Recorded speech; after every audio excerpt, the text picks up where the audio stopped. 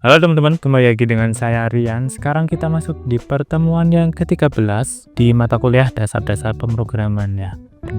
Nah, di pertemuan ke-13 kali ini kita akan belajar tentang Object Oriented Programming yang pertama atau OOP ya. Ini dasar-dasar daripada OOP-nya sih. Sebenarnya OOP ini dirancang untuk semester-semester yang akan datang. Maksudnya untuk pemrograman tersendiri. Maksudnya karena pembelajaran OOP itu secara garis besar itu udah semacam materi sebagai penjembatan antara dasar dan advance gitu. Jadi dilihat di tengah-tengah. Jadi kalau teman-teman udah bisa OOP, biasanya udah bisa kita kasihkan semacam project besar ya untuk membuat suatu project. OOP ini sebenarnya adalah teknik ya, teknik untuk pengkodean. Kemudian nanti teknik pengkodeannya itu jadi lebih ringkas dan lebih cepat ya, tentunya lebih cepat karena nanti sistemnya by object dan pemanggilan objek aja itu berdasarkan parameter yang kita ingin. Nah, yang akan kita bahas di sini itu terkait objek, kelas dan atribut. Ini dasar-dasar daripada OOP itu sendiri, kemudian pembuatan kelas dan konstruktor init ya. Yang pertama,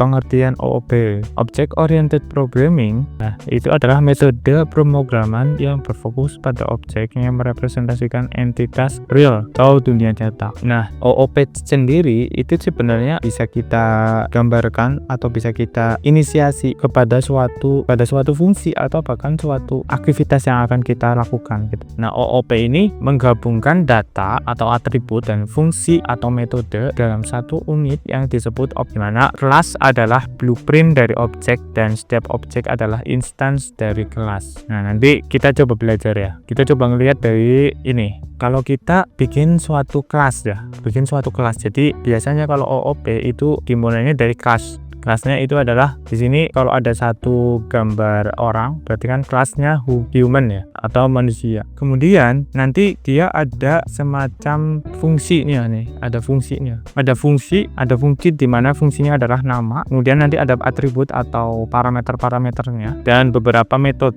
Nah, metode ini fungsi juga nanti. Objek ini secara istilah ya. Objek adalah representasi dari entitas real yang memiliki karakteristik, atribut, dan perilaku. Objek adalah instansi dari kelas. Dalam hal ini objek itu adalah nama ya. Kemudian kelas itu adalah blueprint atau cetak biru untuk membuat objek.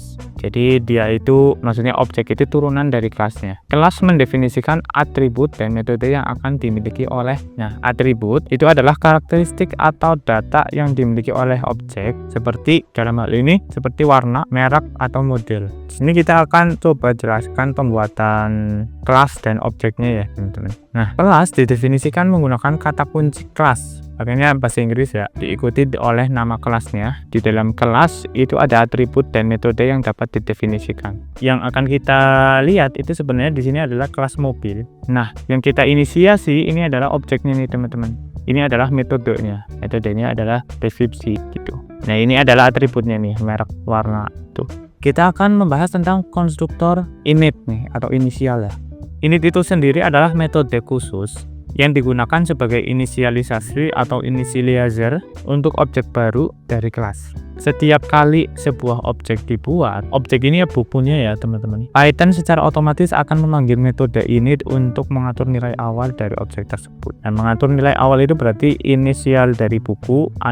Nilai awal ini termasuk self-nya nih. Berarti self dari bukunya itu adalah judulnya apa. Kemudian nanti self dari bukunya juga ada author ya, ada penulisnya apa. Self ini merujuk ke objek yang sedang kita inisiasi gitu. Jadi self judul buku, self judul atau self penulis bukunya gitu. Terus metode init ini sangat mirip dengan metode lainnya, hanya saja ia memiliki nama khusus dengan tanda garis bawah. Nah, ini ya. Kemudian metode ini berfungsi untuk menginisialisasi keadaan objek dan mengatur data awal. Meskipun sebenarnya self dari judulnya itu bisa diganti ketika kita mungkin melihat atau menginput judul baru atau di dalam suatu fungsi itu ada semacam kondisional di mana bukunya itu bisa berganti judul gitu ya.